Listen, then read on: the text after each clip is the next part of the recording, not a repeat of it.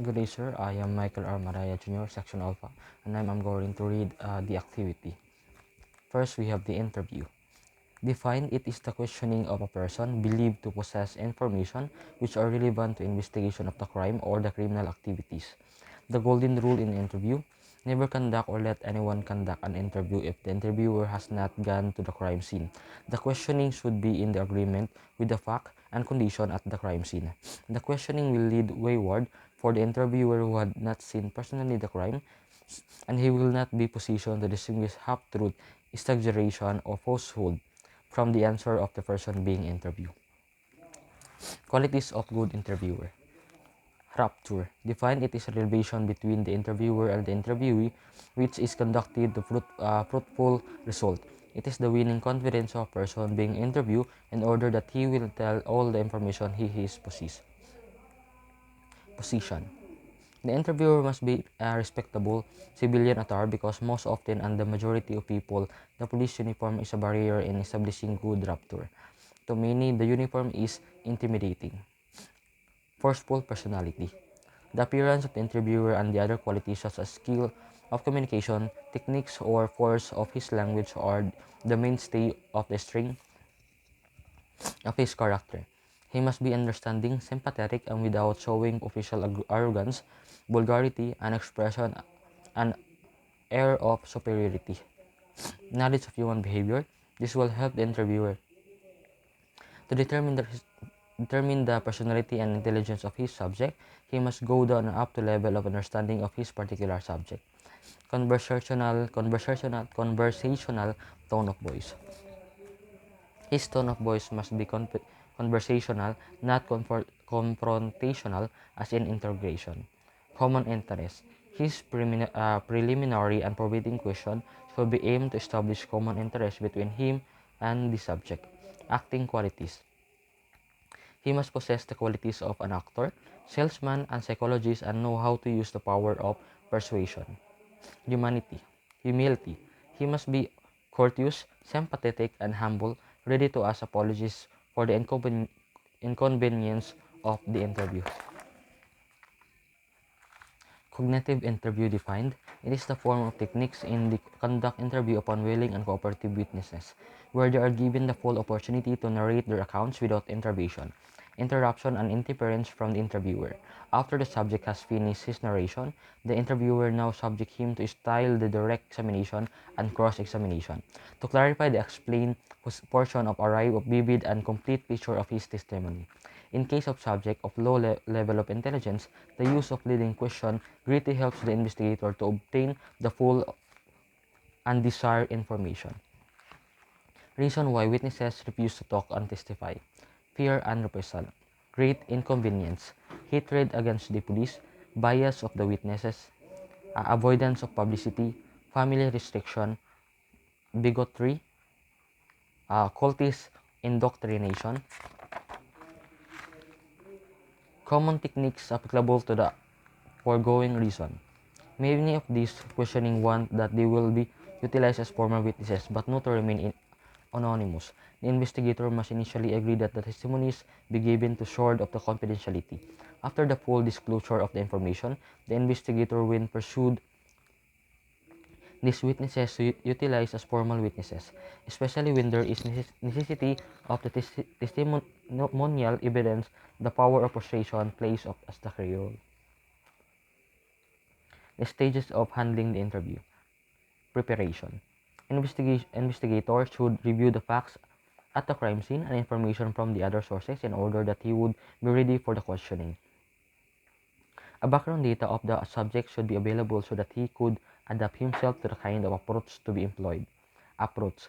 The investigator must carefully select his kind of approach, which may be single kind, a combination of two, or applicable of all techniques. Warming up. This is done by preliminary or exploratory question to clear the atmosphere, promote a conductive ground for cordiality, respect, and trust for each other. Cognitive interview. The subject now is asked to narrate his account without interruption, intervention, or interference.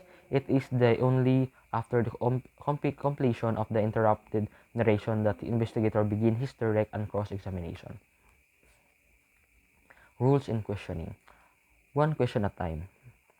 Multiple, complex, and legalistic questions should be avoided. One question at a time is desired. Avoid implied answer. The nod of the head or any other body language as a response to the question should be avoided. The answer must be oral, clear, explicit, and responsive to the question. Simplicity of the question. A short, simple question at a time is required. If the answer needs qualification, then it should be allowed. Avoid legalistic questions such as who did the murder or who are the conspiracy with the suspect. Saving faces. Embarrassing question on the subject on matters of exaggeration or honest errors about time, distance, and description can be avoided if the investigator will cooperate with the subject to save his face. The investigator should not fault or ridicule the subject on this matter. Yes or no answer. Do not ask questions which could be answered by yes or no. It will curtail the complete flow of information and will lead to inaccuracy. Types of witnesses according to their attitude. Knowing nothing type. These are reluctant types of witnesses. They are found among the inadequate and low level of intelligence. The technique to be applied is go down their level of intelligence and or by interrogation. Disinterested type. This is an uncooperative and indifferent subject. To deal with them is to find out their field of interest so that they will talk. Their indifference should be demolished to arouse their interest to be flattered. The ranking type. This style of questioning by the investigator should be adapted to the psychology of the subject. When the ranking subject has sobered, another interview will be conducted, comforting him about his disclosure while in the state of drunkenness. The written statement must be taken during the sobriety. Suspicious type. This type of witnesses are suspicious about the motive and action of the investigator. The barrier of suspicion may be removed by the sincere explanation of psychological pressure. Talkative type. These are witnesses who are prone to exaggerate, adding irrelevant or new materials to their narration. The skillful investigator could prune the unnecessary matters from the relevant ones. Honest witnesses. These are the truthful and cooperative witnesses where the investigator could rely upon with little or no problem in handling them. Deceitful witnesses. These are the liar type of witnesses. Let them lie and order them to repeat several times their narration. They will be in contradiction. If possible, the lies must be tape recorded from the conversation about their contradiction. Pressure them to possible cases of perjury or obstruction of justice and they will tell the truth. Timid witnesses. They are the shy type. The approach must be friendly and reassuring confidentiality of their information. They should be hidden from the devouring press by interviews and photo sessions. Boasting, egoistic, or egocentric witnesses. They will be a good witnesses because of their ability of expressing their accounts of their commission of the crime. The investigator must be patient in dealing with them in order not to bruise their ego or self-pride. They are susceptible to add color or importance in the role as witnesses, probably underrating the accounts or others. Refusal to talk witnesses. These are the most difficult subject to deal with. They find out the reason for their silence by exploring deeper into kind of their personality. The cause may be trauma, shock, fear, hatred, and others. Remove these filters of silence and they will start talking. Statement analysis. This is the new name of criminal investigation but got new in actual practice. What is new in this term? It began in the United States when the woman reported to the police the disappearance of her children while on the board her packed car. The car also disappeared with the children. The police for the considerable time scoured the area, interviewed scores of the witnesses who claim to have seen nothing. A police expert carefully analyzed the videotape recording of the woman who went to the TV station to appeal for her children. The analysis led to suspicion and the woman was placed under exhaustive interrogation where she confessed that she drove the car down to the river because her live-in partner does not like her because children from the former marriage. The car together with the dead children was subsequently retrieved from the floor of the river. This is not new practice in our jurisdiction. Every complaint and testimonies of the witnesses are subjected to the jurable of the truth, lest the investigator will be the ignorant and unmindful weapon of deception. Frame up in discriminatory machination against the innocents. Utmost care must be exercised before concluding the culpability of the suspect. This is the rule in the art of criminal investigation and detection. Complaints and test testimony be reduced to writing. Complaints and testimonies shall be reduced into writing in the form of questioning and answer. Never use the affidavit from even in the testimonies of apprehending officer. The affidavit form of thrown upon by our courts, especially when there will be a variance between the affidavit and the witness's stand account. The court even went to extend that what is truth is the witness's stand account because the answer in the affidavit was not from the witnesses but from the police investigator who prepared the affidavit. The narration of the witnesses must be based on the rules cognitive interview. All these complaints and testimony must be placed under oath before an officer authorized administrative oath. Informant. First, informant. An informant is any person who furnishes the police information relevant to a criminal case about the activities of criminal or syndicates. The informant may openly give the information or offer himself to be witness. This kind is the one who furnishes the policeman information surreptitiously and opts to remain anonymous. Confidential informant. He is the person who provides policemen with confidential information concerning with the past crime or projected and planned crime. He does not want to be identified as the source of the information. Under the law, these informants are protected and their identity could not be revealed by the police even under the order of the court unless on exceptional case where there is a claim that depends that the informant frame up the accused. The types of informant. Anonymous informant. He may be anonymous phone caller, letter writer, or text sender. Never tell the information that the investigator already knows the information. The duty is to receive the information, not to reveal any other information to the caller about facts already known. Rival. Elimination of informant. The kind mostly maintains being anonymous. His purpose is to eliminate the rival person or gang due to competition or other motives such as revenge, etc. False information usually reveals information of no consequences, value, or stuff connected with the thin air.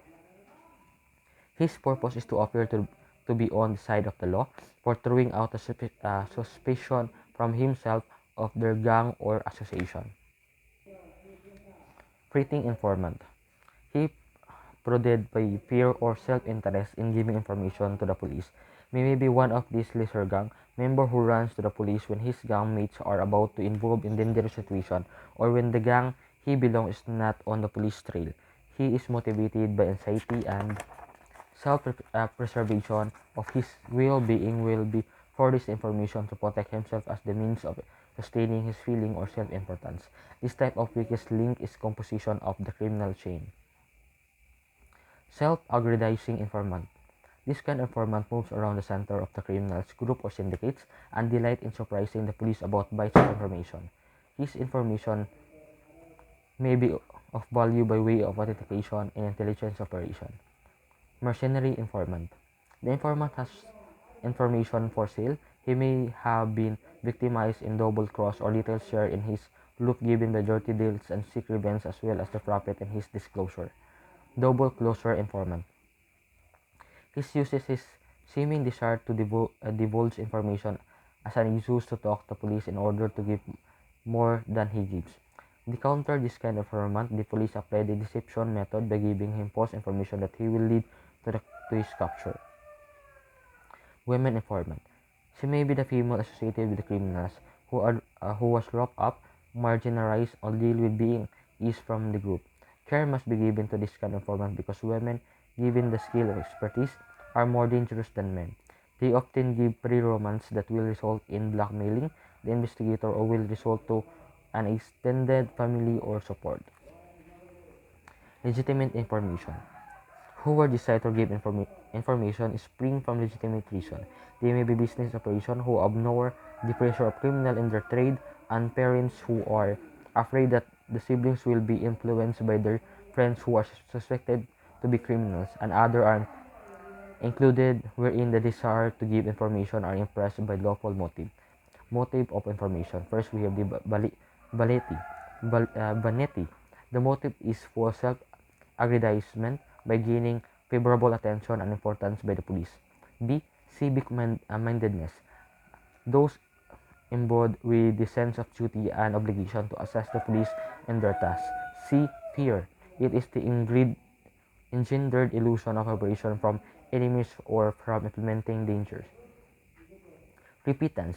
Those letters criminals, such as accomplices or accessories, who will have been changed in heart to unburden their conscience. Informer. Informer, he is the person who provides information to the police on a regular basis. They are either paid regularly or the case-to-case basis, or none at all. They are cultivated and established by the police on a more or less permanent character as long as they are loyal and useful to the police organization. The proverbial basis. The saying goes, it needs a thief to catch another thief. The history of the French police proved that this saying is true. The elite French Surit, tasked to investigate criminal cases, hired an ex-convict as informer. This ex-convict produced outstanding successful in solution of cases seemingly difficult to be solved. The ex-convict later became the chief of the French Surit, and the main was Viduka, selected of informers. There are no hard or fixed rules to selection of informers. This is addressed to be sound discretion to investigator. The informer may be fixed period of assignment or into the case-to-case basis. The informer must be indoctrined that they will not be immune from the arrest or prosecution if they are commit crimes. They should not bring shame and dishonor to the police service. When they are commit crimes, they should be punished like the rest. All the sector of the society must be covered, and their composition included but not limited to taxi drivers, jeepney and bus drivers, vendors, conductors, waiters, dancers, ex-convict, shady or underworld character, hostesses, bunkers, security guard, businessman, prostitute, and the elite in society and others. These should be planted as moles and stalls, pigeons, practically in all corners of social order. The critical areas in the deployment of information. A. Within the rank of criminal and criminal syndicates. B. Associate and friends of criminals. C. Places of a hangout of criminals such as nightclub, bars, hotels, billiard halls, and other places. Slums. D. Slums and residential places where criminals have their contact. E. Detention centers such as local jail, and the National Bureau of Prison in many instances. Crimes were solved by planting balls among detention prisoners in holding centers, investigate units, and local jail, and also in the National Bureau of Prison through the agreement with prison authorities. Place with criminals dispose their loots. 5. Women informers. Most effectively among informers because they could easily penetrate the rank of criminals with the less suspicion. Besides, they could mingle with the crowd easily and could obtain information more than their male counterparts, especially if their beauty attract attention. They have easier access to women association of male criminals. However, care should be employed as they could easily double-cross the police once they fall in love with the criminals. Dual role of the informers. A. Identifying and tracing the whereabouts of the suspect. B. Gathering information that will lead to location of recovery of the evidence such as the loot or the other pieces of evidence relevant to criminal activities. The other sources. 1. Government records. Police files, NBL files, Bureau of Immigration files, COMELEC files, files from the local jails and the National Bureau of Prison and the other government agency. 2. Private records. From private office and businesses and non-government organization. 3. Intercepted message from telephones, cell phones, radio, telecommunication, and other means of communication. 4. Record the firearms explosive unit concerning license holder of firearms and authorized possessor of explosive. 5. Fire busting. Tracing the scene of possession of the firearm from the manufacturer, distributor, or seller unto the last processor. They could be done through the files of FBI and other U.S. police agency. 6. Record of foreign and local manufacturer and vehicle concerning the engine and the cases numbers of suspected vehicle used in the commission of the crime are the subject of carnapping. 7. Store data on the computers and cell phones. Only expert can be employed to retrieve the stored data. Rules in computer evidence. A. When the computer is off at the time of arrival, do not turn it on. B. When it on, do not turn it off nor torch it mouse or keyboard. C. The unplugging of the computer, whether it is on or off, should be done by pulling out the cable directly from the back of the central processing unit. D. Each unplugged cable should be marked in the same marking corresponding to the socket from where the cable was unplugged. E. The computer should be carefully handed in a package for the transport to the police station. F. Only computer forensic experts should be searched for any information or evidence contained in the hardware. G. The computer hardware should be duplicated by the expert and original should be kept by the evidence custodial for future court presentation. Search of any analysis must be undertaken using the image disk. 8. Record image from with the information technology companies. Coordination with the information technology companies on relevant information is desirable. The value of this information on the files of these companies could not be underestimated. That's all, sir, and thank you. God bless.